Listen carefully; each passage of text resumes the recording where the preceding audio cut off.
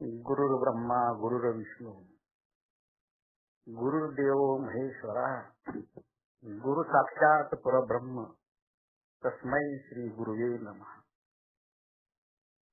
शांताकारं भुजंगशयनं पद्मनाभं सुरेशं विश्वाधारं गगनसदृशं मेघवर्णं शुभांगमं लक्ष्मीकान्तं कमलनयनं योगिहृद्यानगम्यं वंदे विष्णुभवभयहरं सर्वलोकैकनाथं.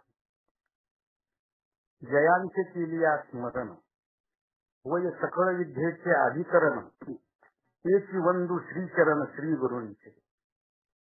सर्व मंगल मांगल्ये शिवे सर्वार्थ साधिके शरण्ये त्र्यंबके गौरी नारायणी नमोस्तुते.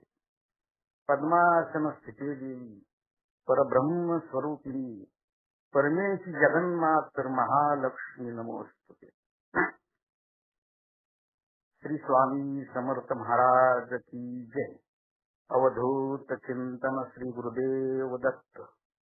श्रीपादराजं शरणं प्रपत्ति. असं काल भुसावळमध्ये दादा असं होतं काल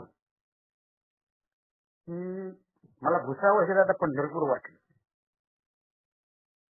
आणि आम्ही राहायला जे होते आपल्या भावनाताईंचं घर ते मला मठ वाटलं. आणि सर्व जे ऍडमिन आहे दादा आणि तुम्ही जे होता ते पांडुरंगाच्या अवतारात तुम्ही कीर्तन करीत होता दादा. मला मार्गदर्शन आहे तुमचं. मला कीर्तन वाटलं. आणि सगळे ऍडमिन हे टाळकरी होते. सगळे सेवेकरी हे श्रोते होते. सगळ्या ताई ह्या होत्या, त्या महिला वारकरी होत्या आणि पुरुष होते हे वारकरी होते. आणि तुमच्या कीर्तनातून आणि पुंडलिक म्हणून आपल्या भावनाताईंचे मालक होते दादा. भगवंत जसे पुंडलिकासाठी गोकुळाहून आले, पुंडलिकाच्या भावार्थ गोकुळी उनी झाले येतात आणि सगळे परिवार सगळे आणला परिवार झाल्या आईचे म्हणत असे. तसं दादा ते सगळं अगदी. आणि भुसावळ हे पंढरपूर होतं असा सगळा मला भास होत होता दादा. आणि मधून मधून असं वाटायचं दादा की स्वर्गातून देव पुष्पवृष्टी करतात आणि मध्येच डोळ्याला पाणी यायचं, मध्येच अंगावर शहारी यायची दादा. कुठल्या आनंदात होतो आणि स्वतःला काही वेळ विसरूनच गेलतो दादा. अगदी स्वामींच्या पालखीला खंदा द्यायची सेवा मिळाली, कधी ट्रॅफिक हटवायची सेवा मिळाली आणि त्या मार्गदर्शनाची तुम्ही संधी दिली दादा. असं होतं की दादा काल असं वाटत होतं की आषाढी वारी भरले वाटत होत. आणि ते दोन मला पालख्यात ज्ञानोबराय तुकोबरायांच्या वाटत मला अगदी आषाढीचा सोहळा झकाच्या तसा आठवायला लागला. आणि हे सुख दादा खरं. आणि तुमच्या कीर्तनातून दादा मला मार्गदर्शन कीर्तन वाटलं आणि त्यातून ज्ञानाचा मोक्षाचा मार्ग, मनुष्याच्या उद्धाराचा मार्ग आणि रामकृष्ण हरीचा मंत्र आणि असं बरंच ज्ञान तुमच्या मुखातून वाहत होत. आणि जाणकार त्यांनी ते अनुभवलेला आहे आणि अनुभव अजून काही आज उद्या येतील येणार आहे. असं वाटलं दादा की स्वर्गातून देव पुष्पवृष्टी करतात. कारण स्वर्गातल्या देवांना सुद्धा दादा हे दुर्लभ आहे. कारण मी म्हणत नाही तसं संत ज्ञानेश्वर महाराजांनी काही ओव्या, काही श्लोक, एक श्लोक त्याच्यावरती 9व्या अध्यायावर 21व्या श्लोकामध्ये त्याचं वर्णन केलं जातं की स्वर्गातली पद आहे देवांची. इंद्रदेव, ब्रह्मदेव ब्रह्मलोकात आहेत पण इंद्रापर्यंत देवांचा राजा इंद्र आणि बाकीचे काही देव आहेत. त्यांना सुद्धा वाटतं की पृथ्वीवर यावं आणि हे कीर्तन ऐकावं, हे मार्गदर्शन ऐकावं, हा सोहळ्यामध्ये आपण सहभागी व्हावं आणि या सुखाचा सोहळ्याचा अनुभव घ्यावा. त्याच्यामध्ये स्वतः भगवंत अर्जुनाला सांगताना म्हणतात एतम भुक्त्वा स्वर्गलोकम विशंती यवम त्रयीधर्म मनु प्रपन्ना गता गतम काम कामा लभंते. ते देव सुद्धा आणि ब्रह्मदेव सुद्धा जोपर्यंत त्यांचं पुण्य आहे तोवर त्यांना स्वर्गाची प्राप्ती आहे. एकदा पुण्य संपलं की पुन्हा मनुष्य रूपात पृथ्वीवर यावं लागतं. म्हणून इंद्राला सुद्धा इंद्रपद कुठपर्यंत आहे? पुण्य आहे तोपर्यंत. त्याच्यावर सुद्धा संत श्रेष्ठ ज्ञानेश्वर महाराजांची त्याच श्लोक खाली एक ओवी आहे. ते पुण्याची पाऊटी सरे मग इंद्रपणाची उटी उतरे आणि येऊ लागती माघारी मृत्यू लोका. पुण्य असेपर्यंत त्यांना स्वर्ग लोक आहे, पुण्य असेपर्यंत इंद्रपद आहे, पुण्य असेपर्यंत ब्रह्मपद आहे. आणि पुन्हा ते झालं की पुन्हा या ठिकाणी मनुष्य लोकात यावं लागतं आणि ते सगळी पद विसरावी लागतात. म्हणून हे ज्ञान, हे भजन, हा सोहळा अनुभवायला स्वर्गातले देव आतुर आहेत, पण त्यांच्या नशिबात नाही हा सोहळा अनुभवायचा. ते ज्ञान अनुभवायचं आणि ह्याचा लाभ घ्यायचा त्यांच्या अनुभवात नाही. त्यांना वाटतं तुकोबारांनी त्याचा अभंग केलाय, स्वर्गींचे अमर इच्छिताची देवा मृत्यूलोकी व्हावा जन्म आम्हा, नारायण नामे होऊ जीवन मुक्त आणि कीर्तनी अनंत गाऊ किती. आम्हाला जन्म पृथ्वीवर व्हावा, मनुष्य रूपात व्हावा, त्या भजनाचा आनंद घेता यावा, त्या नामस्मरणाचा आनंद घेता यावा, त्या चिंतनाचा आनंद घेता यावा, त्या ध्यानाचा आनंद घेता यावा आणि त्या अगदी आनंदामध्ये डुंबून जावं, मनसोक्त आनंद घ्यावा की ज्या आनंदाला सीमा नाही, पारावार नाही आणि जो आनंद कधी संपतच नाही, अशी आनंदाची अनुभूती.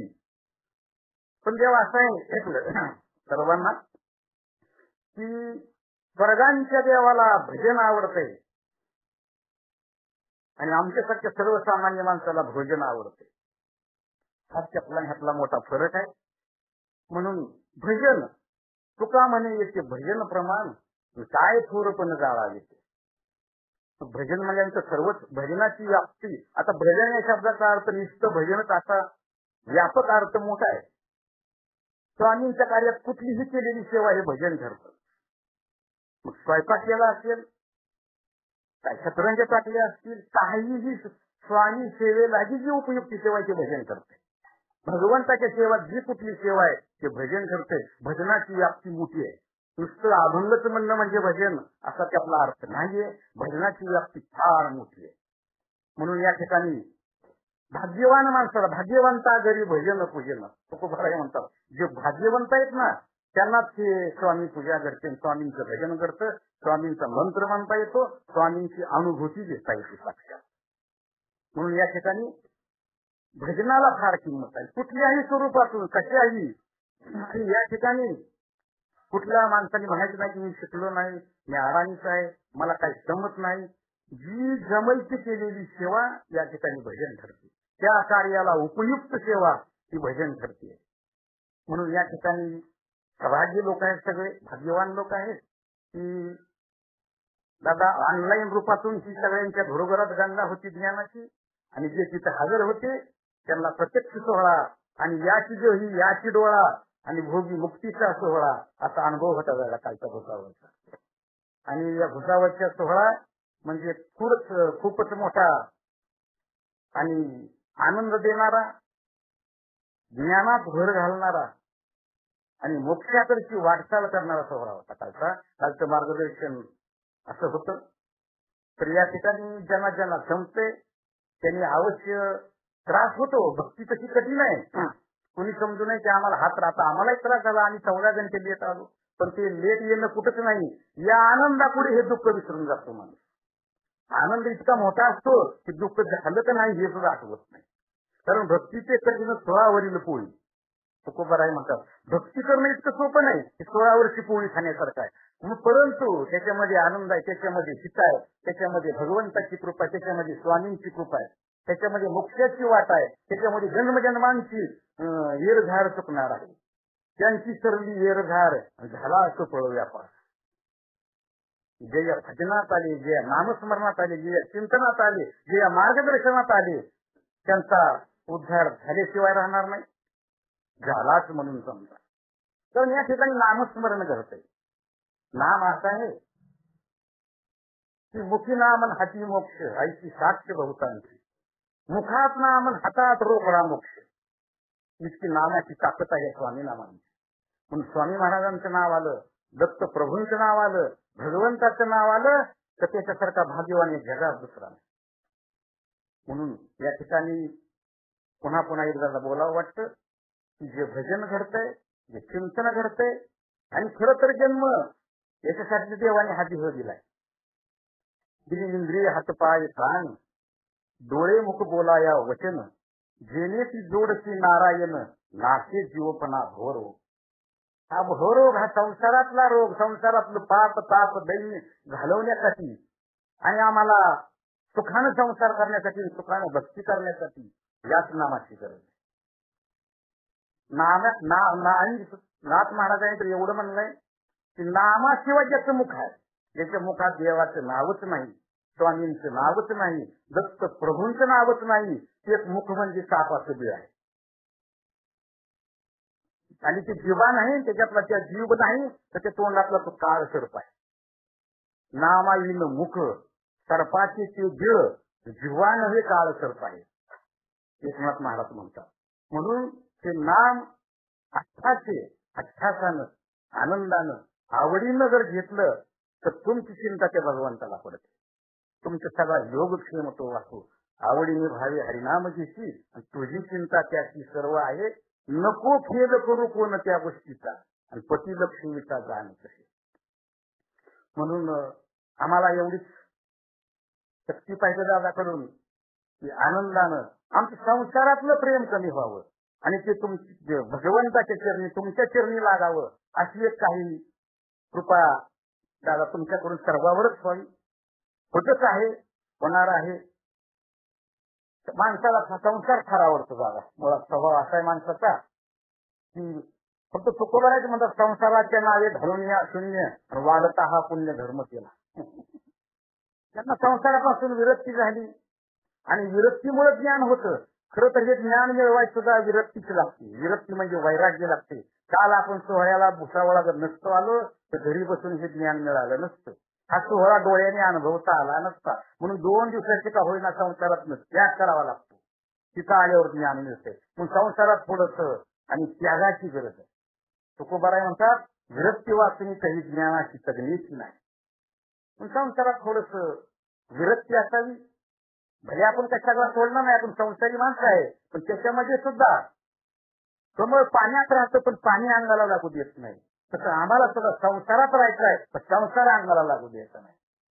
म्हणून तर माऊलींचा अभंग, आठवणी संसारी आणि झुळे वेगू करी आणि वेदशास्त्र उभारी बाह्य सदा. तर या ठिकाणी आम्हाला संसाराच्या थोडस आणि तुकोबारायचं दुसरा एक अभंग सांगतो महत्वाचा, सोडीला संसार आणि माया तयावरी फार. देवाची माया जी विरक्त लोक आहेत का नाही, ज्यांच्याकडे वैराग्य आहे, प्रेमाची भक्ती आहे, त्यांच्याकडे त्यांचा देव लय आवडीचं, स्वामींच्या ते खूप आवडीचे, अगदी जवळचे, ते दुसरे स्वामी. कारण संसारावरची माया सुटली रे सुटली, मीपणा गेला रे गेला, की देवच झाला म्हणून समजा. अहंकार गेला आणि तुका म्हणे देव झाला. पण हे म्हणायला तितकं ते संतांनी म्हणलं, त्यांनी करून दाखवले. सर्वसामान्य माणसाला म्हणणं सोपं आहे, पण ते कृतीत आणण्यासाठीच हा आपला सगळा खटाटोप आहे. माणसाला कुठल्याही प्रकारचा गर्व असू नये, कुठलाही असो माणूस, कुठलाही व्यक्ती असो, कारण संतांनी त्याची प्रमाण दिलेली आहेत.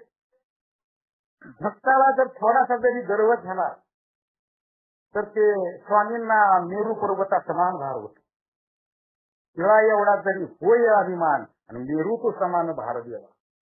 पण कुणी कशाचाच गर्व करू नये. सर्वसामान्य माणसांनी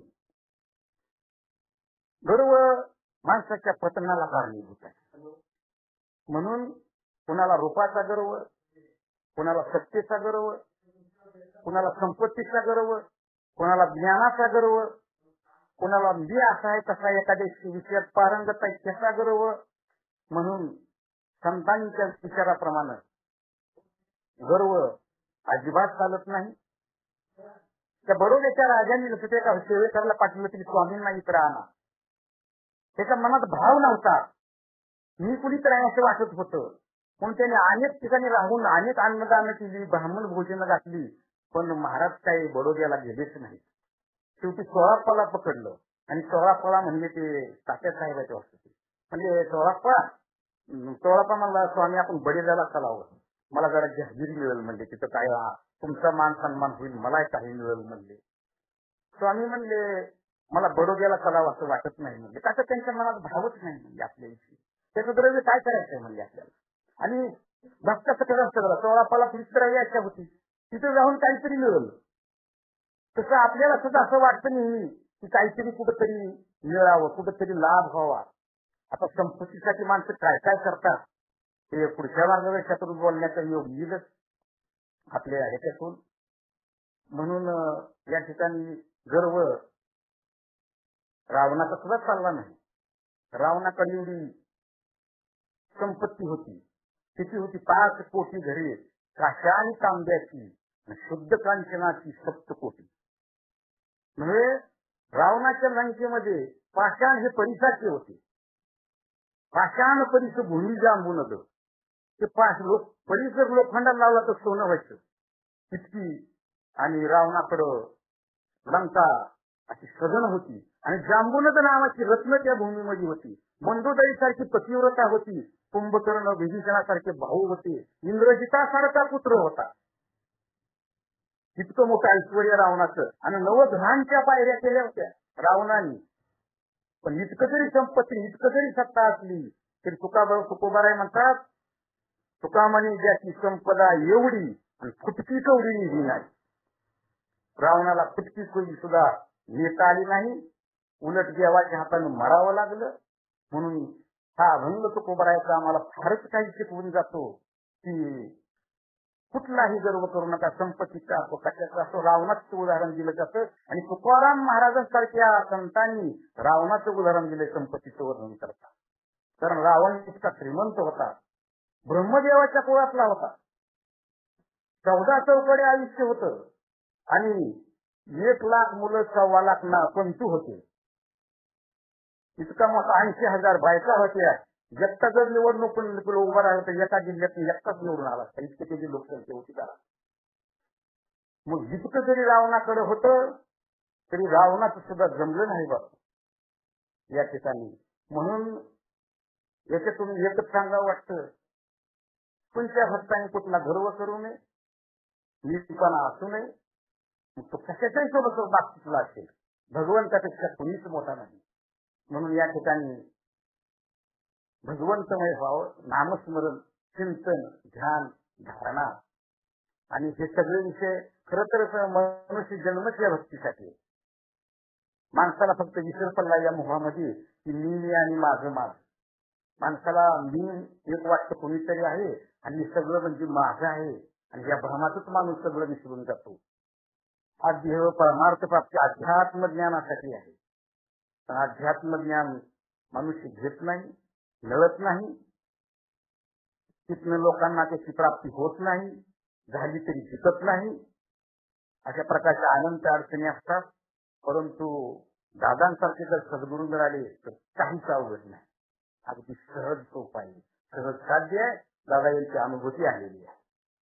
काल दादा भुसावळ मध्ये आमची गाडी लेट झाली आणि आम्ही भावनाताईच्या घरी परत गेलो तुम्ही बोलल्यानंतर.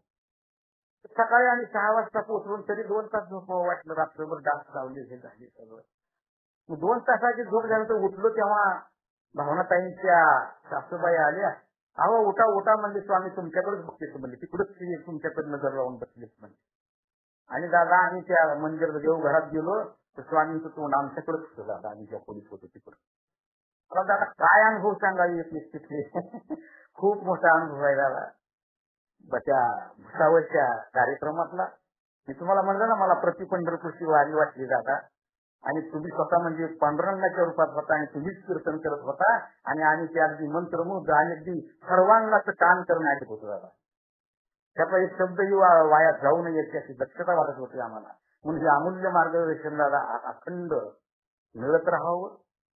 आणि याविषयी आणखी खूप गर्वाविषयी, धनाविषयी, रावणाविषयी, संतांचे विचार, स्वामींचे विचार आणि आम्हाला ग्रंथातून मिळतातच, परंतु तेवढे समजून घ्यायची आमची पात्रता नाही दादा.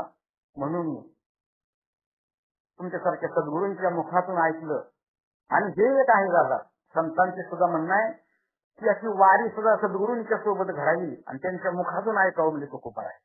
ज्ञान हे स्वतःला कळत नसते, सद्गुरूंच्या मुखातून ज्ञान घ्यायचं असतं आणि ते सर्वश्रेष्ठ ज्ञानाचं ज्ञान असतं असं माऊली ज्ञानेश्वरांचं आणि जगद्गुरु तुकोबारायांचं मत आहे. अगदी ते सत्य आहे. गाथ्यामध्ये तसा उल्लेख आहे.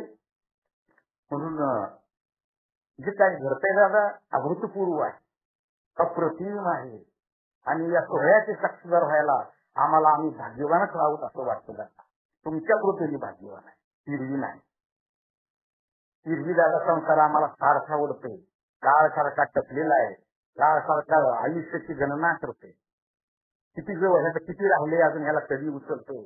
आमच्या सगळ्यांच्या डोक्यावर या माणसांच्या काळ थैथया नसतोय याचं कुणालाच भान नाही.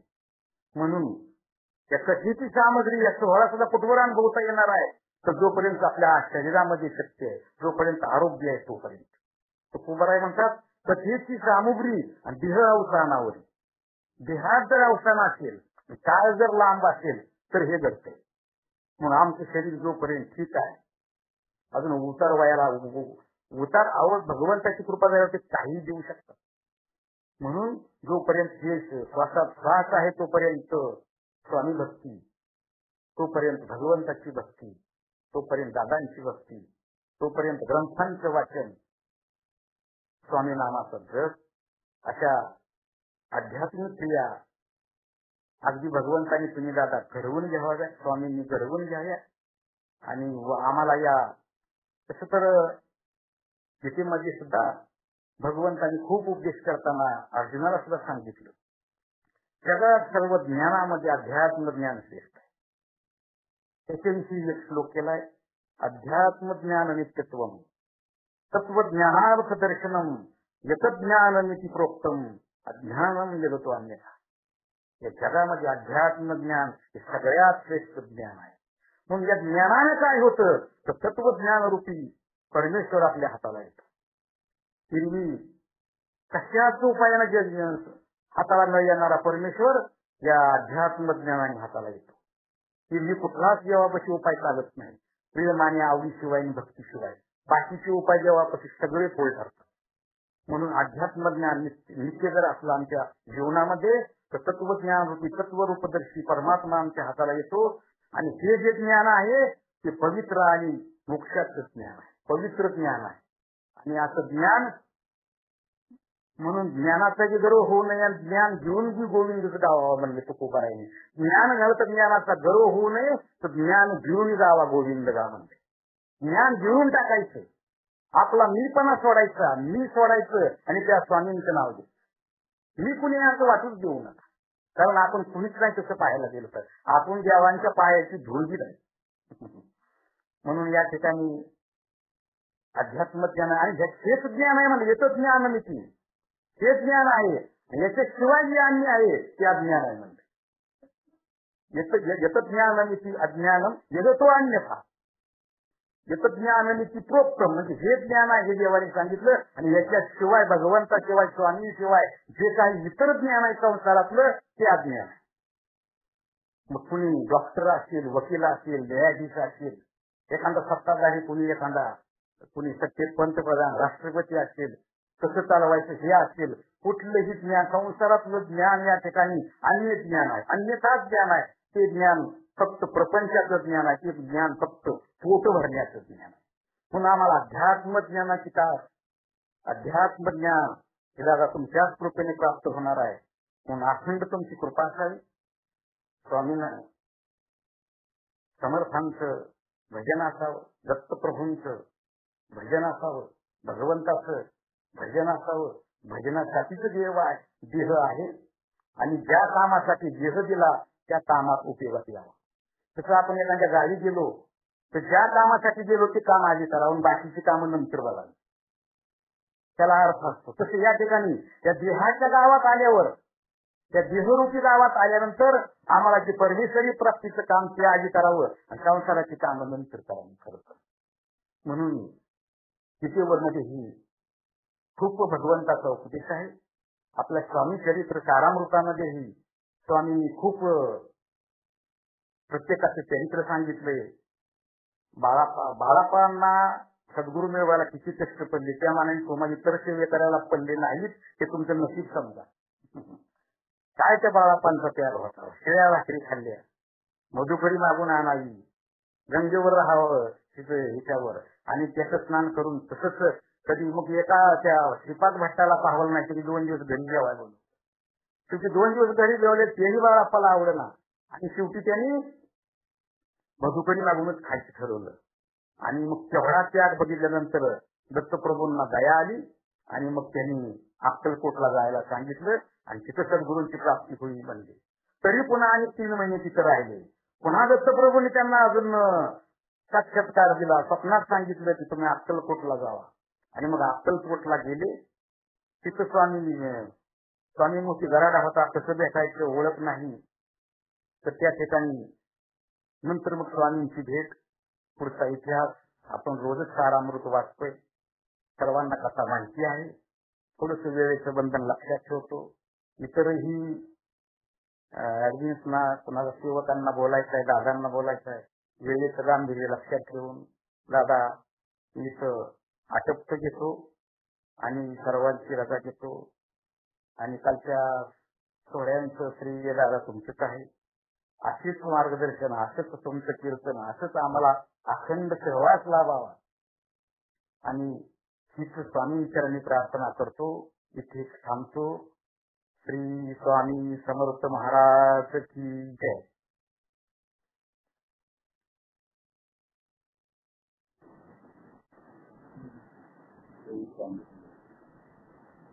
आता किती नव्हतं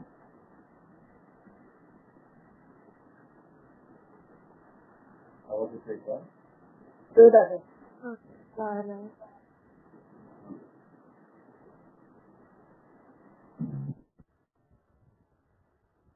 आपले रमण दादा परवाच्या कार्यक्रमाला उपस्थित होते आणि मोठ्या आयुष्यात त्यांनी जो वारकरी संप्रदाय जवळनं अनुभवला, बघितला, पाहिला, त्यांनी ते त्या माध्यमातून एक प्रकारचं उभ्या आयुष्यात तप केलं आणि तपाच्या माध्यमातून त्यांनी भूसावळ मेळाव्याचं जे वर्णन केलंय अद्भुत आहे, प्रचंड आहे. त्यामध्ये एक मी स्वामी समर्थ सेवेकरी किंवा स्वामींचा दास म्हणून माझे एक पात्र होतं. ते पात्र जरा दादांनी वेगळ्या स्वरूपात सांगितलं, पण आम्ही स्वामींचे दासच आहोत. उभं आयुष्य आम्ही स्वामींच्या चरणात घालणारे साधारण किरकोळ माणसं आहोत. आमच्या पुढे स्वामींचं चरण याहीपेक्षा कुठलं मोठं साधन नाही आणि स्वामी दास किंवा स्वामी सेवक यापेक्षा कुठलीच मोठी पदवी नाही. आम्ही महत् भाग्यवान आहोत की आम्ही स्वामींचे दास आहोत. तुम्ही जे वर्णन केलं, पंढरपूर, विठुराया, वारकरी संप्रदाय, भजनी, पुरुष वर्ग, वारकरी, सगळं ते अद्भुत होतं, विलक्षण होतं. एक दत्तप्रभूंचा स्वामींचा सहवास तुम्हाला तुमच्या अँगल ऑफ व्ह्यू दृष्टिकोनातून मिळत होता. ती ऊर्जा तुमच्या भक्तीने तुम्हाला ती मिळत होती. त्यात तुमचा बघण्याचा दृष्टिकोन त्या पद्धतीचा होता, म्हणून प्रभूंना तुम्हाला ती ऊर्जा द्यावी लागली. राहिल्या ज्ञानाच्या गोष्टी, दादा तुम्ही मुंग्याहून साखर खाताय, तुम्ही बोलत असताना तुम्ही थांबावं असं आम्हाला वाटत नाही. तुम्ही बोलतच राहावं आणि आम्ही ऐकतच राहावं, कारण तुमच्या रोमरोमामध्ये जो रक्तामध्ये विठ्ठल बनलेला आहे, तो विठ्ठल ते ज्ञान तुम्हाला ते मिळत असतं. जे काही आमच्याकडनं काही गोष्टी सुटून जातात बोलताना, त्याची आठवण तुम्ही करून देतात. आमच्याकडनं सूत्रसंचालन करत असताना काही गोष्टी चुकीच्या घडल्यात, रमण दादांचं त्या ठिकाणी आम्हाला 10 ते 15 मिनिटांचं मार्गदर्शन असं सूत्रसंचालन ठरलेलं होतं, पण त्याविषयी मी बोलणार नाही आणि ते झालं नाही. असो, शेवटी स्वामींची कृपा, आशीर्वाद. पण एक निश्चित सांगतो, भूसावळची ऊर्जा आमची कमी होती. त्याला अनेक कारण होते, पण स्वामींनी त्या निगेटिव्ह गावात सुद्धा अपेक्षेपेक्षा जास्त पॉझिटिव्हिटी निर्माण केली. मेळावा अतिशय सुंदर झाला, अद्भुत झाला. त्याला अनेक साक्षीदार तुम्हाला अनुभव सांगतील. मेळाव्यामध्ये काही घेणं देणं होतं, ते घेणं देणं आम्ही आमच्या पद्धतीने पार पाडलं आणि सर्वस्वी आमच्याच इच्छेने तिथपर्यंत लोक आली. मेळाव्यामध्ये आमच्या इच्छेशिवाय कोणी येऊ शकत नाही. काही ठिकाणी ग्रामदेवता स्ट्रॉंग नसल्या कारणाने किंवा त्यांची पॉवर नसल्याने आधी ती आम्हाला तिथल्या कार्यकर्त्यांकडून ग्रामदेवता सशक्त कराव्या लागतील, तेव्हाच खऱ्या अर्थाने तिथं स्वामींचे घराघरांमध्ये अनुभव येतील. तर आमच्या पद्धतीने आम्ही ते कामं करूया, स्वामी करून घेतील. कारण ज्या ठिकाणी ग्रामदेवता स्ट्रॉंग असतात, त्यांची ऊर्जा पॉवर असते, त्या ठिकाणी स्वामींची भक्ती आणि अद्भुत सेवा करायला वेळ लागत नाही. त्या ठिकाणी आम्ही एकच शब्द फेकलाय, लोक कार्यासाठी आले ना राजकारणी झाले. राजकारण करून गाव गुंड झाले. सेवेकऱ्यांमध्ये गुंडांचं प्रमाण जास्त आहे आणि सेवेकरी कसा असावा, तो द्वेषरहित असावा, कुठल्याही प्रकारचा कमीपणा नसावा, निस्वार्थ भावना असावी, असाच सेवेकरी स्वामींचा असतो आणि आध्यात्मिक ज्ञानामध्ये तोच सर्वश्रेष्ठ असतो.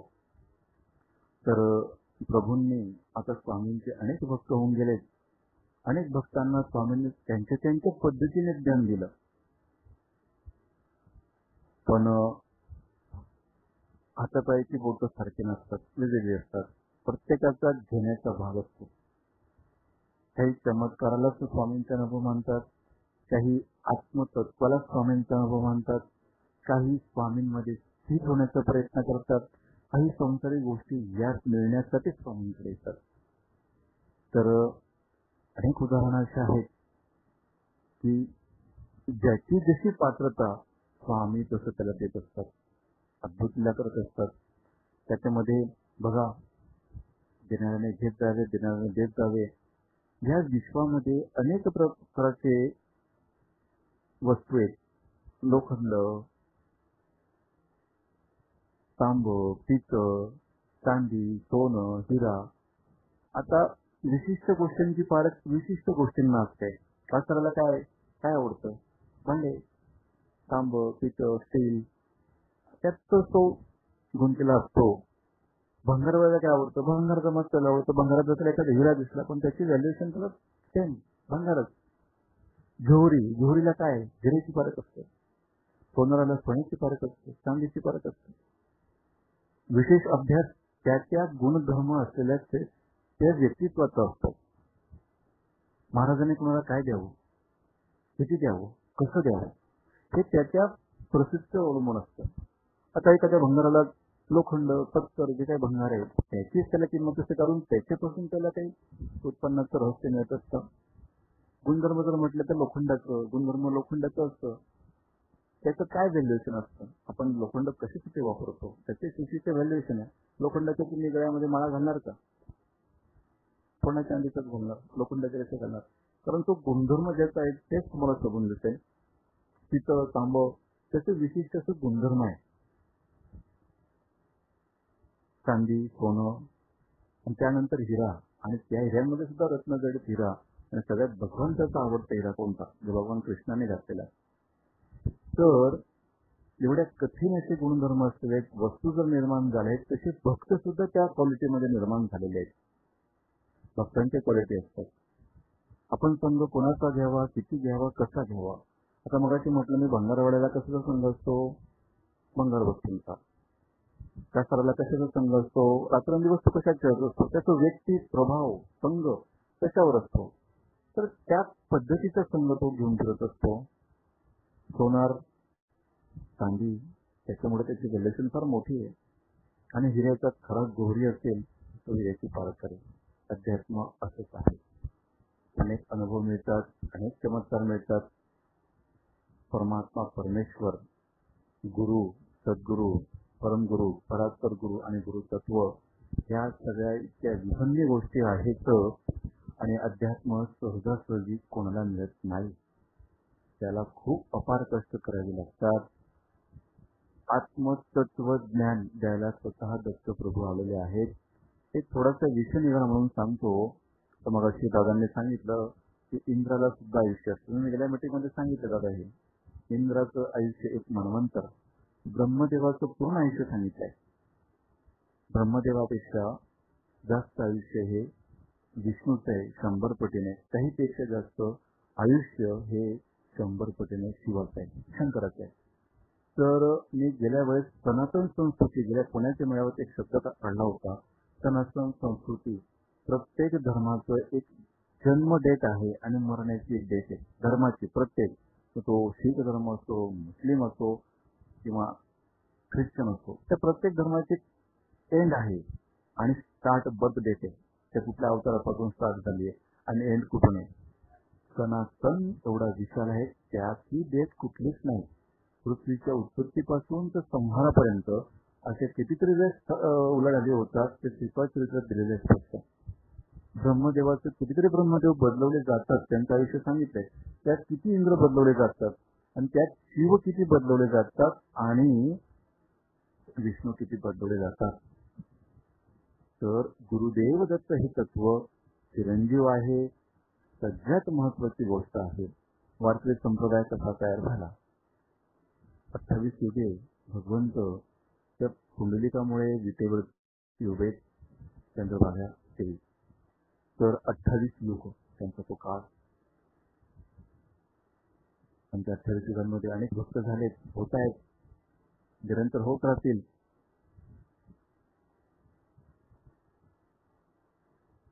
भगवान श्रीकृष्णांनी द्वापर युग समाप्तीच्या वेळेस जैन पंथाचे जे ऋषभदेव आहेत, जैन पंथ ऋषभदेव प्रथम त्यांचे तीर्थंकर, त्यांचे 100 पुत्रातले पहिले 9 पुत्र हे ऋषी, त्यांचे नवनाथ त्याच्यात आलेले. ते ऋषी त्यांना भगवंताने आमंत्रित केले, द्वारकेला आमंत्रित करून अवतार घेण्याचं ठरवलं. अवतार घेण्याचं ठरवलं. नाथांनी अवतार प्रणाली ती सर्जी ठरवली. भगवान कृष्णाने नाथांनी कुठे कुठे कसे कसे जन्म घ्यावे त्या पद्धतीने नाथांनी जन्म घेतले. अनेक कृष्णांच्या भक्तांनी अवतार घेतले. उद्धवाने तुकाराम म्हणून अवतार घेतला. तर ब्रह्मा विष्णू महेश यांनी सुद्धा अवतार घेतले. ब्रह्मा विष्णू महेश वारकरी संप्रदायातले सोपान, निवृत्ती आणि ज्ञानेश्वर माऊली विष्णू स्वरूपात. त्याच पद्धतीने भगवान कृष्णांनी विष्णू स्वरूपात ज्ञानेश्वराचा अवतार धारण केला. हा सगळा जो व्याप आहे. नाथ आले त्यांना गुरुदीक्षा कोण द्यावी, तर दत्त महाराजांनी ती दीक्षा दिली. स्वयं दत्त प्रभूंनी नाथांना दीक्षा दिली आणि शक्तिशाली नाथ तयार झाले. नाथांपासून स्थानिक नाथांकडून निवृत्तीनाथाने दीक्षा घेतली आणि तिथून वास्तविक संप्रदायाला सुरुवात झाली. तर ही परंपरा ही सर्व दत्त प्रभूंपासून झालेली आहे. आणि भुसावळच्या वेळात आम्ही ते थोडं सांगितलं. विश्वातले सारे पंथ हे मूळ प्रभूंच्या चरणातून निर्माण झाले. कारण गुरुदेव दत्त हे स्वयं गुरु हे नाव एकाच परमेश्वर शक्तीला दिले, त्यामध्ये दत्त महाराज दत्तात्रय प्रभूंना. म्हणून विश्वातली सध्या कलियुगातली सारी मार्ग दत्त प्रभूंना नमन करून पुढे जातात. तर जैन पंथात नेमिनाथ म्हणून दत्त आहेत, त्यांना नमन करून त्यांना पुढे जाता येतं. मानव पंथामध्ये दत्त प्रभूंशिवाय तो पंथ पुढे जाऊ शकत नाही. ब्रह्मा विष्णू महेश यांचे जेवढेही प्रणाली आहेत ते सर्व दत्त प्रभूंच्या आशीर्वादाने मोक्षाला जातात. विश्वातले 45,000 संत हे सगळं त्यांचं आराध्य, यांचं सर्व काही प्रमुख दत्त महाराजांच्या आशीर्वादाने. त्याशिवाय मोक्ष मिळणं दुर्लभ आहे. दत्त महाराज फार मोठे पैगंबर आहे मुस्लिमांसाठी. त्यांचा एकही अवतार प्रभूंचे चरण स्पर्श करून पुढे जाऊ शकत नाही. हे त्यांच्या याच्यात आलेलं आहे, आलं तत्वामध्ये. त्याने त्या गोष्टी लपवून ठेवलंय. तर हे सगळं अद्भुत रहस्य आहे. जर त्यात शिरलाच तर अद्भुत ज्ञान आहे. म्हणून आपण मुळाला खोडाला पकडलंय. आणि इथे भुसावळ केंद्रामध्ये ऊर्जा शक्ती सगळं प्रदान करणारे एकमेव दैवत म्हणजे आपले दत्त महाराज, स्वामी महाराज. या प्रणालीमध्ये कणभरही फरक नाही. स्वामी महाराज, नृसिंह सरस्वती स्वामी महाराज, श्रीपाद प्रभू आणि दत्तप्रभू हे एकच आहेत. स्वामींच्या रूपात तुम्ही बघू शकता सर्वांना, नृसिंह सरस्वतीच्या रूपात सर्वांना पाहू शकतात, श्रीपाद प्रभूंना त्या रूपात सर्वांना पाहू शकतात. तर यांचं मूळ आधी दत्त आहे. आणि इथून दत्त प्रणाली विश्वात सर्व ठिकाणी जावी आणि हे ज्ञान जे तुम्हाला उत्तम जोरीचं ज्ञान म्हणजे हिरा हे जे देण्याचं काम आहे या दत्त प्रभू प्रणालीतच मिळेल. विश्वातला मान भूपंथ, जैन पंथ, मुस्लिम पंथ यातला बराचसा भाग तो कालांतराने आमच्याकडे येणार आहे. आणि जिथं या महाराष्ट्रामध्ये स्वामींचं कार्य चाललंय, पूर्ण स्वामींचं कार्य आमच्याकडे काय दिसत येणार आहे. पूर्ण संपूर्ण हे जग दत्तमय होणार आहे कालांतराने. त्याचाच हे सगळं एक या वेगळ्या विश्वामध्ये त्याचाच एक ट्रेलर चाललाय.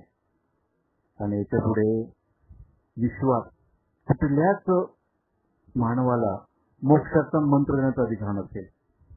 तो फक्त प्रभूंच्या कृपेने आम्हालाच असेल. जीव शुद्ध करून बुद्ध करून आमच्याकडे पाठवले जातील. जर कुठल्याही देवाचं भक्त त्याला मोक्ष वाचेल तो देव त्याला आमच्याकडे पाठवेल. हे सगळं समजण्यास कठीण आहे. यावेळी या स्थितीला ही गोष्ट समजण्यास दुर्लभ आहे. सगळ्यांना आलेला काळ सांगेल. आलेला काळ सांगेल.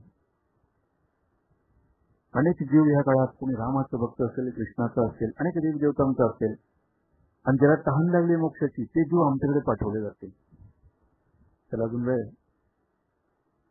कारण आम्ही समजणं फार कठीण आहे. आम्ही समजणं फार कठीण आहे.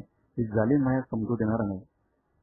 ही माया एवढी कठीण आहे, एवढी कठीण आहे की अनेक रिद्धी सिद्धीवाल्यांना, अनेक मोठमोठे गादीवर बसणाऱ्यांना ती जिवंकृत करून टाकते. म्हणून त्यांच्यात असलेला मीपणा, त्यांच्यात असलेला अहंकार तो आमच्यापर्यंत येऊ देत नाही. आम्ही ऋण पूर्ण करतो अनेकांचे आणि ते त्यांची पद्धत ती जरा वेगळी असते ऋण पूर्ण करण्याची. सहज या कलियुगामध्ये दर्शन भगवंताचे कोणाला होत नाही, होऊ शकत नाही. सांगून द्यावं दर्शन झालेच म्हणून. पण केवळ 3 ते 4-5 मिनिटांचा जो ध्यास असतो त्या ध्यासाच्या प्रभावाने आम्ही काय करतो, तुमच्यावरचं मायेचं आवरण थोडंसं हलकंसं पुसटचं करून टाकतो आणि तुमच्या अंतरंगाचं जे काही तुम्ही नाव घेतलंय ते प्रभूंचं दर्शन तुम्हाला करून देतो. हे मोठमोठ्या शक्तीवाल्यांना जमत नाही. इथं सगळं भक्ती नव्हते. कुठले शक्ती नाही, सिद्धी नाही, रिद्धी नाही, काहीच नाही. एक निर्मळ स्वच्छ प्रभूंची भक्ती आणि त्या भक्तीचं सगळं श्रेय इथून तिथून सगळं श्रेय माझं त्या प्रभू चरणांना असतं, त्या परमेश्वराला असतं. आणि तिथून जे निघतं ते अद्भुत असतं. मी कोण करणारा, मी कसं करणारा, मी जेव्हा त्या प्रभूंना समजायला देतो तुम्हाला तुमच्या पुढे मी हा प्रभू उभा करतो म्हणून मला एवढं सगळं बोलावं लागतं की माझ्या प्रभूंची व्याख्या किती मोठी आहे, अद्भुत आहे, सामर्थ्यशाली आहे म्हणून मला एवढं सगळं सांगावं लागतं. आम्हाला ओळखायला अनंत जन्म लागतात. का तो प्रभू ज्याने ओळखले ते प्रभूंचं वर्णन करू शकतात की नाही. देवांची तर मूर्त्या बरोबर आहेत, भरपूर मंदिर आहेत, जगतविख्यात मंदिर आहेत, सिद्ध आहे, शक्तिशाली, पण तो मंदिराचा करता कोण समजावून सांगतो का. म्हणून जिथं आम्ही व्यवस्था तिथं कोटी कोटी तीर्थ उभी असतात. कारण ती ऊर्जा, ती शक्ती ते वर्णन करून सांगायला कोण आहे. जो तो आपली जाती, आपली गाथा, आपले पुस्तके घेऊन बसलाय, स्वतःच वर्णन करायला लोक बसले. ते प्रभूंचं वर्णन मी एक माध्यम करता म्हणून बोलतो की आम्हाला ओळखायला अनंत जन्म लागते. कारण मी प्रभूंचं सविस्तर वर्णन तुम्हाला करून सांगणार आहे आणि तो प्रभू तुमच्या अंतरंगातच कुठे सुटेला जातात. आमच्याकडे कनेक्ट झाल्यानंतर विश्वाचे सारे तीर्थ तुमच्याकडे येणार आहेत. कनेक्शन कुठे जाणार? ते तीर्थ तुमच्या घरी येणार. काय खेळ करायचा? मंदिरांचा, तीर्थांचा कशाला खेळ करायचा? आपलं तीर्थ जर आपलं हृदय आहे तर तुम्ही आम्हाला तुमचं फक्त शुद्ध अंतकरणाचा भाव द्या. तुमचं नाही तीर्थ तेव्हा बोला.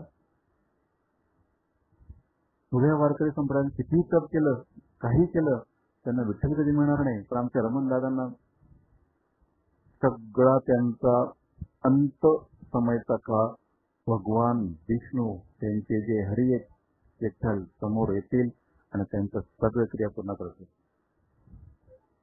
कारण हरीला आणण्याची ताकद फक्त दत्तप्रणात मार्गातच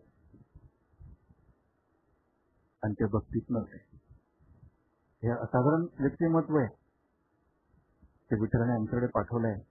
अचानक वारकरी असतील, येतील का आमच्याकडे? नाही. पण त्यांचा विठ्ठल त्यांना मिळून देईल याची गॅरंटी आपण देतो.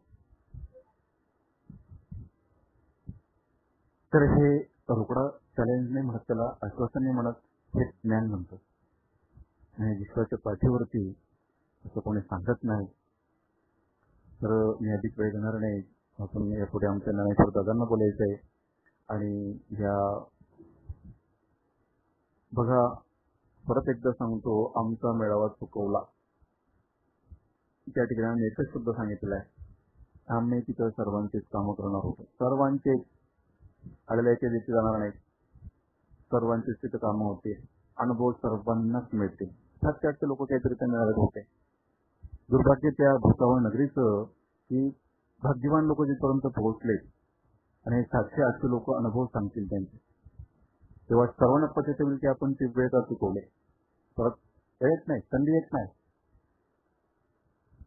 त्याची परत संधी जाऊन आणण्यासाठी तुम्हाला त्या ठिकाणी स्वामींचं कार्य अपेक्षित आहे, दत्तप्रभूंचं कार्य अपेक्षित आहे. पण पुढील 2 वर्षात त्या ठिकाणी लाखभर लोक जमा होतील हे आम्ही चॅलेंज देऊन सांगतो. त्याच्यासाठी ती आपण आतापासून सेवेची मशागत करूया आणि त्या भुसावळ नगरीमध्ये सगळी निगेटिव्हिटी झटकून दत्तप्रभूंचं, स्वामींचं कार्य, कारण घराघरात स्वामी पण कळतच नाही. मिस्त्री कामे खोकडे द्वेष घेऊन बसले आमच्याबद्दल. तरी कामे खोकडे काय करणार? स्वामीच नाही कळाले तर किती दिवस स्वामींचे फोटे घेऊन बसणार, किती दिवस पूजा आरत्या करणार, हवं न करणार, काय काय कुठं नाही करणार. तो देवच जर नाही कळलं तर काय फायदा? त्यातून तुमचं अंतरांशी काय कनेक्शन आहे? असं कनेक्ट जर कोणी करून दिलं नाही तर काय फायदा? एकदा कनेक्ट होऊन बघा आणि अद्भुत अनुभव घ्या. विषय संपतो. या विश्वात आमचं कार्य थांबवण्याची ताकद ब्रह्मदेवाची नाही, शिवाची नाहीये. सामान्य माणसाच्या व्यथागाथा काय? स्वामींजवळ स्वामींचं कार्य करा, राजकारण नका करू. स्वामींना राजकारण त्यांच्या कार्य जन्माच्या अवतरण कार्यांपासून स्वामींचं राजकारण लोकांनी केले आहे. त्या ठिकाणी स्वच्छ भक्ती ज्यांनी केली त्याचा उद्धार झालाय, अद्भुत उद्धार झालाय. ज्यांनी स्वामींची सच्च मनोभावाने भक्ती केली, श्रीपाद प्रभूंची भक्ती केली. भोगाकडे नका जाऊ, योगाकडे पण नका जाऊ, भक्तीकडे जा. योगापेक्षा भक्ती साधन सहज दुर्लभ आहे, पण सहज परमेश्वर येऊन जाणार आहे. मध्ये कुठे अडकवत नाही. नृसिंह स्वामींची तुम्ही ज्या रूपात पहा, तुमच्या पुढे ते रूप उभं असेल. अनुभव घेऊन तर बघा, दादाच्या किरकोळ वस्तू नाही. आम्ही काही सहज वाटलो. ज्यांच्या घरात पाऊल ठेवले त्यांचे 21 पिढ्यांचा उद्धार झालाय. सहज इझी. ज्यांना खूप कष्ट, 1000 वर्ष कष्ट पडतील, पण एक क्षण आमचा त्या ठिकाणी त्या 21 पिढ्यांचा उद्धार पटकन होऊन जातो. पण श्रद्धेने, आणि कुणाच्या घरी पाहिजे होतो, पण श्रद्धेने ज्यांनी आम्हाला हे केलं, सहज त्यांच्या घरी अद्भुत लीला झाल्यात आणि होतील, यापुढे होत राहतील. अनेक उदाहरणं आहेत आणि आलेला काळ सांगेल. पण या कलियुगामध्ये मानवाचं कितीही अनुभव दिले तरी मनुष्य वारंवार चुक्या करतो आणि चुक्या करून तो त्या परब्रह्म शक्तीला समजून घेण्यास असमर्थ ठरतो. स्वामी महाराजांनी आनंदनाथ महाराजांना 3 ब्रह्मांड दाखवले. 3 ब्रह्मांड अंतरंगातून. आणि पूजेसाठी पादुका दिल्या. कोमेटिंग करून पादुका पडल्या स्वामींच्या त्यांच्याजवळ आनंदनाथ महाराजांना.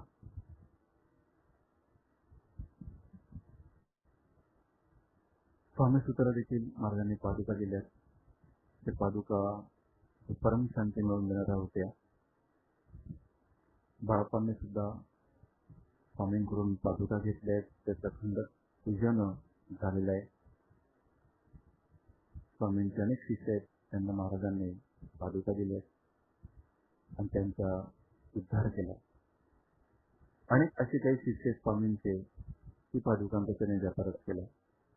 आता मगाशी दादाने स्वतःच उदाहरण सांगितलं. बघा किती केविलवाणी बाब आहे. बडोद्यासाठी महाराज तयार नव्हते जायला. आवाज येतो का माझा व्यवस्थित? नेटवर्कचा मला जरा कमी वाटतं. तर बडोद्यासाठी महाराज जायला तयार नव्हते आणि स्वामी बडोद्याला जावं आणि सगळ्यात जवळचा भक्त कुठला स्वामींचा तो चोळप्पा. चोळप्पाला सांगितलं जातं तुला जे काही पाहिजे ते सगळं मिळेल, फक्त स्वामींना बाबा तू एकदा आमच्याकडे आण. म्हणजे काय, स्वामी इतके वेळे होते काहीच महाराजांना कळत नव्हतं. त्यांची देवाचं मन जिकडे देईल तिकडे. त्या सोहळ्याला काय कळले महाराज म्हणतात, अरे महाराज तुम्ही जर गेलात ना बडोद्याला तर मला खूप संपत्ती मिळेल हो. पण त्याला खरी संपत्ती कळलीच नाही कुठली. महाराज ज्यांच्या घरी 8 वर्ष राहिले तो असं म्हणतोय काय धन होतं काय कळलं त्याला, कुठलं धन मागावं. महाराज म्हटले सोळ्या रे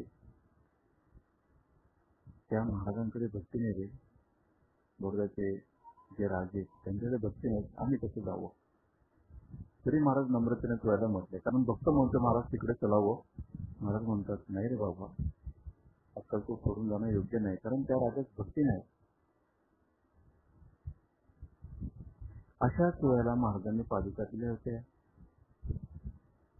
1 नाही 2 नाही 3 वेळेस महाराजांच्या पादुका महाराजांनी सोळ्याला फेकून मारल्या. महाराज त्यांच्या घरात राहत होते.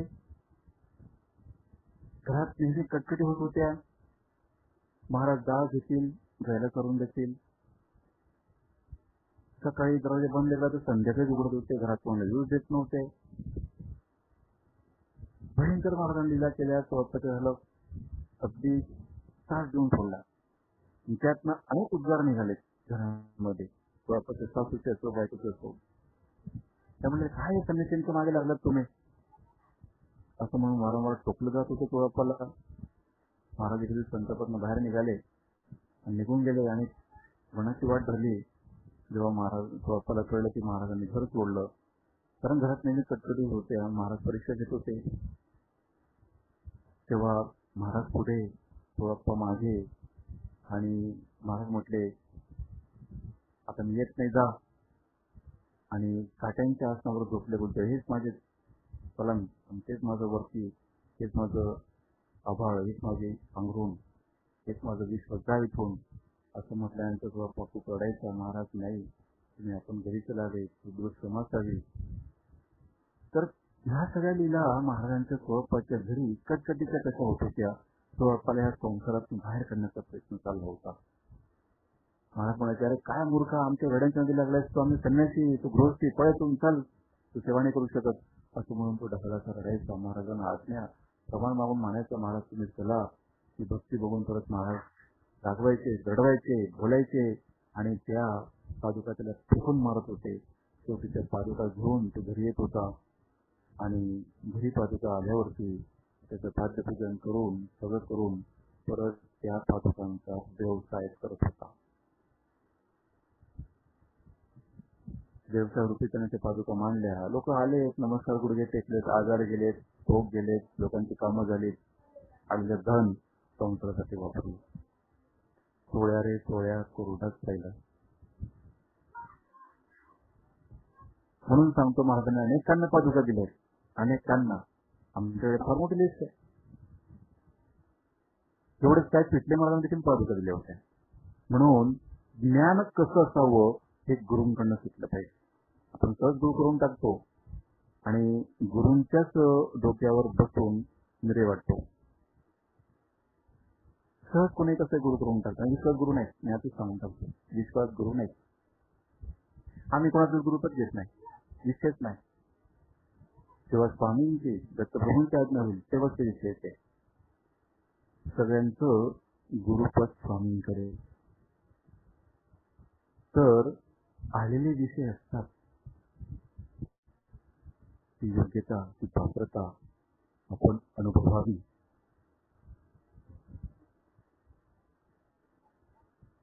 बाळापाने कशी सेवा केली स्वामींची. विरक्त, विरक्त म्हणजे काय, त्याने तर कुठाने ठेवलेच नाही संसाराचे. सर्व संघ परित्याग करून तो साधनेकडे, महाराजांकडे गुरु शोधायला आला. आपण सर्व भोग करून महाराजांकडे येतोय, सर्व भोग करून. विरक्तीचा बी माहित नाही आपल्याला, ज्ञानाचा ज्ञ माहित नाही. भगवंत भक्तीने प्रसन्न होतो, विषयच नाही. सर्वांना प्रसन्न झालाय, सर्वांनाच प्रसन्न होतो. भगवंत भक्तीचा बघेला असतो. शबरीची उष्टी बोरं खाल्ली, त्या म्हातारीकडे बघितल्यानंतर तुम्ही तिथं पाणी घेणार नाही, थांबणार नाहीत, आणि तिच्या तोंडातली उष्टी बोरं आमच्या प्रभूंनी खाल्ली. हो, भगवंत असा असतो. ती विद्युराची बायको वेडी होऊन केळं ती साल काढून केळं डस्टबिन टाकवतील, भगवंताला साल देत होते, भानच नव्हतं. आणि भगवंताने ती साल एवढी आनंदाने खाली. हो, त्याला कृष्ण म्हणतात. भाव भक्तीचा बकेला असतो देव. आपले काही ऋण असतात, ऋणानुसार देत असतो, तो मोकळा करत असतो. हे सगळं विशालतेने असतात. ही काही ऋण असतात. आता सोळपाण्याच्या पादुकांचा वापर कसा केला, बाळपाने तो कसा केला, स्वामी सुताने तो कसा केला. पादुका मिळणं स्वामींचं अंतरंग असतं. अंतरंग त्याला अधिक जपणं महत्वाचं असतं. हे सगळे विषय जे आहेत हे मार्गदर्शन या तत्वातून आपल्याला अनेक अंतरंगातल्या वाटा शोध घेऊन ते शिकवायला लावतात. आपल्या अंतरंगाचा वाटा बंद आहेत, काहीच नाही, बावटासारखं ध्यान आहे. अंतरंगातला वाटा बंद आहे. आपण नंदनासारखी भक्ती करतो स्वामींची, तरी महाराज पावतायत. पण आपल्या अंतरंगातल्या वाटा मोकळ्या होऊन आत्मतत्वाकडे तो जीव जावा, यासाठी हे प्रमाण आहे अध्यात्म. जे स्वामी सुताला परमपद मिळालं ते मिळावं. जे बाळप्पाला महाराजांनी आयुष्यात काहीच दिलं नाही, इतके ठोकऱ्या दिल्या बाळप्पाला, तेवढ्या कोणालाच दिल्या नाहीत. आणि शेवटी प्रसादासाठी हलाल करून त्याला सोडलं. सगळ्यांना मला प्रसाद द्यायचे, अक्कलकोटला बाळप्पाला प्रसाद मिळतच नव्हता. हात पुढे केला तर महाराजांचा हात बंद व्हायचा प्रसाद वाटायला. खूप रडला, तर खूप रडला. एके दिवशी तो बोलता, माझं खूप मोठं पाप आहे. अरे सगळं संघ परित्याग करून आलाय आणि सगळं भोगून लोकांना प्रसाद मिळतोय महाराजांचा. आणि तो सगळं एकदम विवेक वैराग्य ठेवून ध्यान धारणा करून तपसना उपासना 12-12 तास जप करून तुला महाराज प्रसन्न होत नव्हते, तुला एवढा त्रास झाला, तुला एक महाराजांचा प्रसादाचा दाना मिळत नव्हता. एके दिवशी त्याने हट्टच केला की आता कुठल्याही प्रकरणात महाराजांकडून प्रसाद घ्यायचा. जेव्हा प्रसाद वाटप होते त्याने चुकून हात खाली टाकला आणि खाली त्याच्या हातात पडले. ठिकाणी हातात सापडल्यावर बाळाच्या खोलीत गेला, दरवाजा बंद केला आणि गाठ राहिला की आज प्रभू पावलेच मला आज प्रसाद दिला महाराजांनी. तिथून लगेच व्यक्ती दादा चुकतोय म्हणजे बाळाप्पा, महाराजांनी आता आहे त्या अवस्थेत बोलवलं, तोंडात तेच घालू नका. करून घेतलं आणि परत ती खारी महाराजांना परत केली. महाराज ओरडलेत, हरामखोर, आम्हाला चुकवून तो प्रसाद खातोच का. तेव्हा त्याला खूप रडवलं. असं 4 चौघात जर महाराजांनी दरवडलं आपण थांबणारच नाही, ते महाराज तोंडच बघणार नाही. कोण कुठला महाराज तो, जेवढं मी सवय करतो मला तू काही दिलंच नाही आयुष्यात. खूप रडला आणि रात्रीच्या वेळी स्वामीचं दर्शन घ्यायला आला तेव्हा महाराजांनी त्याला सांगितलं, अरे बाळा कसा हट्ट करतोस तो प्रसाद तुझ्यासाठी नाही रे तो, तुला तर आम्ही कधीच देऊन टाकलाय. तुझं समाधी मंदिर अक्कलकोटला आमच्या जवळ असते, हाच तुझा फार मोठा प्रसाद. हे वेगळं ते नियोजन असतं. स्वामी सुखाचं काय झालं हे उदाहरण का देतोय आम्ही, त्याचं कार्यकरण भाव हे स्वामी चरित्र आपल्या आयुष्यात आणलं पाहिजे.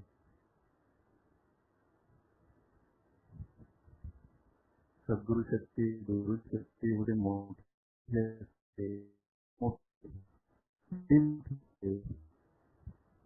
त्याच्या पुढे तुम्ही तीर्थ करून जर आलात ते पुणे आणि गुरूंचं खऱ्या अर्थाने खऱ्या श्रद्धेने जर गुरु मानला आणि त्या दर्शन ते कोटी कोटी चिंतनपेक्षा सुद्धा पॉवरफुल असतं जर मानलं तर त्याला शून्य म्हणतात शून्य म्हणतात मानतात नाही म्हणलं तर काही म्हणजे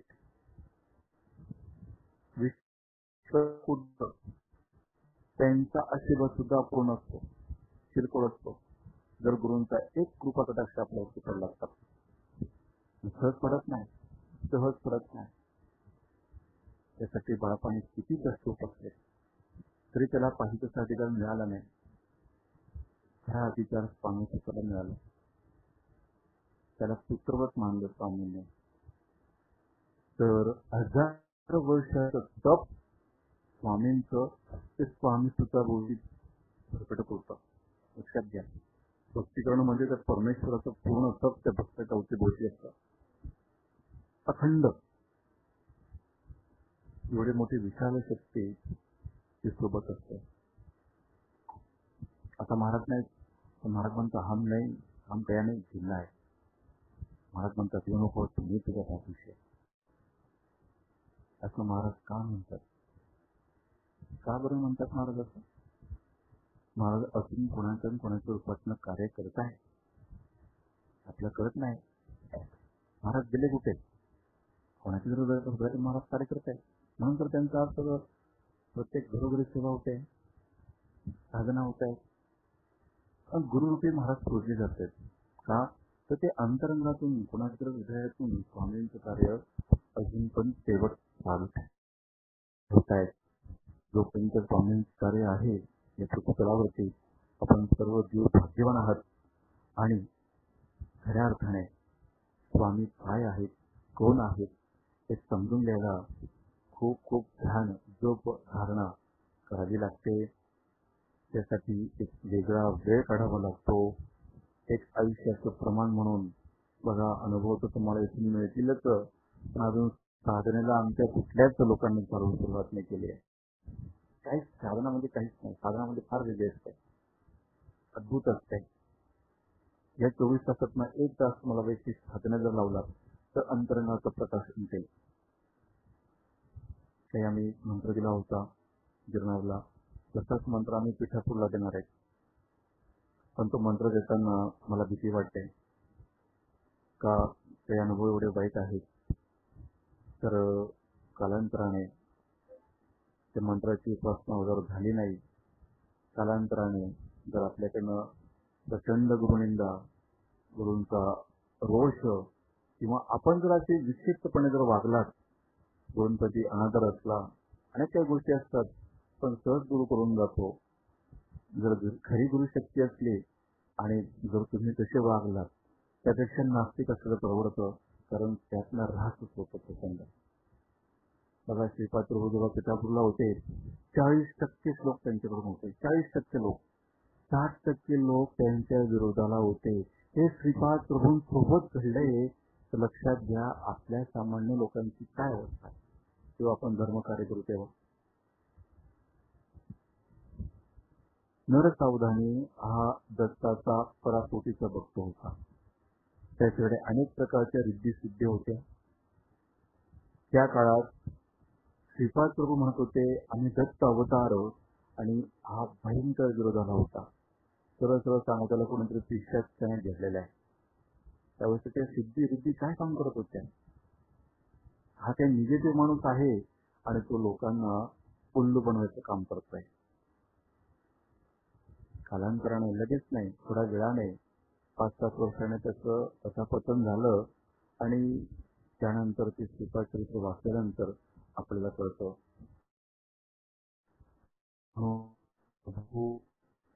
समजून घेणं त्या काळात 40% लोकांना जमलं.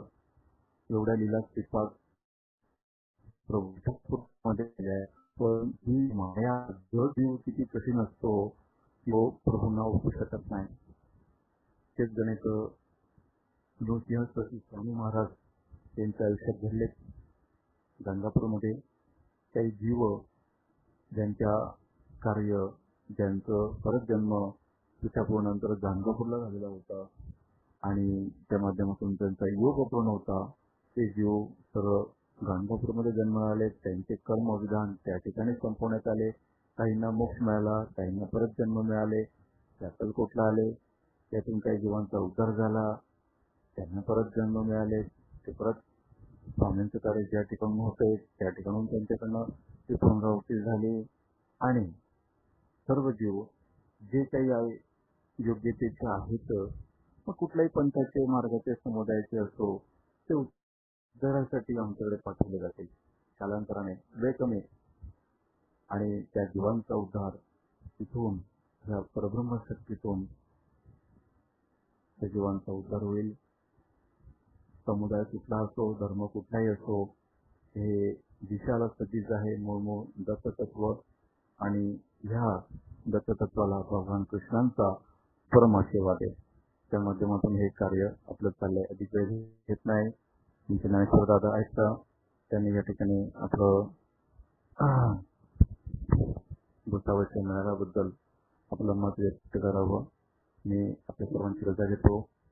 श्री स्वामी समर्थ. त्यानंतर अनुभव सत्र होईल आणि